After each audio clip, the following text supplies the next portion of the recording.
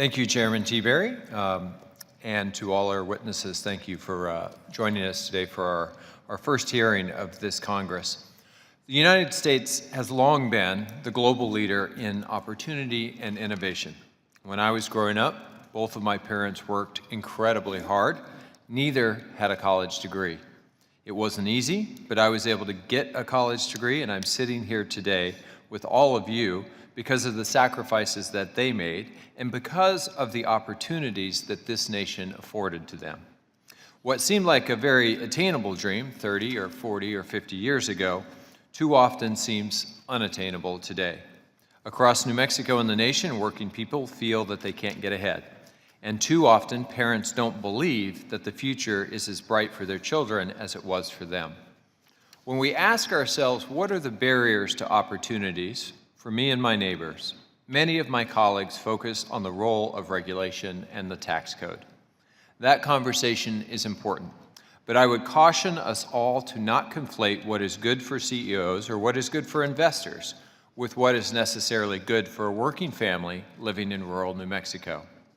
It is a mistake to think that deregulation or tax reform alone will revive rural communities or create good-paying jobs in small towns or cities across America. What our business leaders lack is certainty.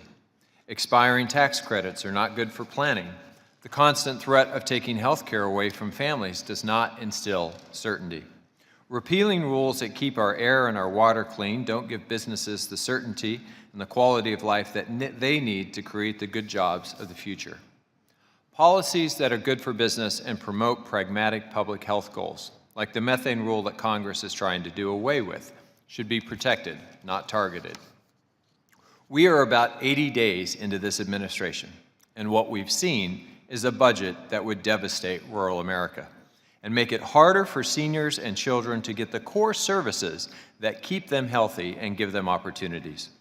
Too many people here in Washington think that if the stock market is on the rise, the economy is doing just fine.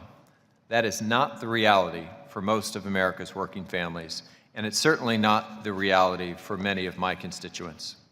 The way we should measure the success of the economy is if wages are going up, if parents can afford to send their kids to college, if entrepreneurs can start new businesses and workers are able to retire with some measure of peace of mind. I believe that we have to get back to basics.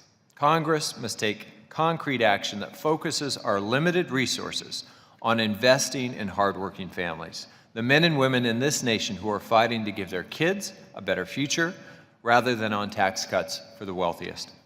Comprehensive education and workforce training must be a top priority in the face of the global nature of the economy we see today. We need tax and labor policies that reward hard work. We ought to prioritize tax programs for families that are proven to reduce poverty and incentivize work. Things like the Earned Income Tax Credit and the Child Tax Credit. Public-private partnerships alone cannot create the modern infrastructure that works for all communities, especially those in rural areas. Congress must be making a substantial investment in roads, in water projects, and high-speed broadband that connect people and communities to financial and educational opportunity.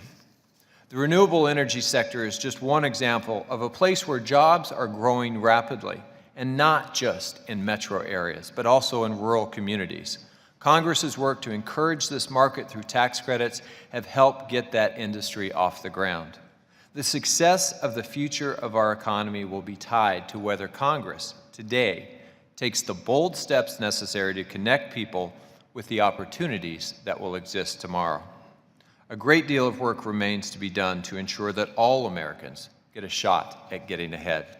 I look forward to starting this conversation with you all today, and I especially look forward to hearing from our witnesses.